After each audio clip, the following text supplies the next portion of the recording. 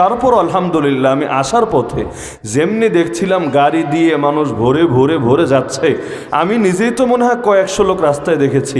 আমি ভেবেছি গিয়ে দেখবো প্যান্ডেল মনে হয় একদম খালি। তারপর আবার ভাবছিলাম যে নরসিংদীর মাটিতে তো এমন হওয়ার কথা না, এখানকার মানুষদের ইমান এত অল্প সময়ে নেতিয়ে পড়ার কথা না। তারপরও আসলাম আশা নিয়ে, যেহেতু দাওয়াত আছে আসতে তো হবেই। এসে গেইটে এমন ঠেলাঠেলি দেখলাম, আমার বুঝতে বাকি থাকলো না আলহামদুলিল্লাহ এখনও রাত জেগে ইমানের পরিচয় দেওয়ার মতো লোকের অভাব নাই আলহামদুলিল্লাহ। এই রাতগুলো কিয়ামতের দিন আমাদের নেকের পাল্লায় মাপা হবে ইনশাআল্লাহ। সেদিন মিজানের মধ্যে, আর যেদিন মাত্র 2টা ফোঁটা চোখের পানি যদি কেউ আল্লাহর ভয়ে ঝরাতে পারে, যে জাহান্নামকে 7 সাগরের পানি ঢেলে দিলেও তার আগুন নেভে না, তার আগুন কমে না। মুমিনের চোখের মাত্র 2 ফোঁটা পানি সেই জাহান্নামের আগুনকে চিরতরে নিভিয়ে দিতে পারে। যেখানে মুমিনের 2টা ফোঁটা চোখের পানির এমন থাকে, এমন পাওয়ার থাকে, সেখানে মুমিনের দিনের জন্য রাত্রি জাগরণের কেমন পাওয়ার থাকে।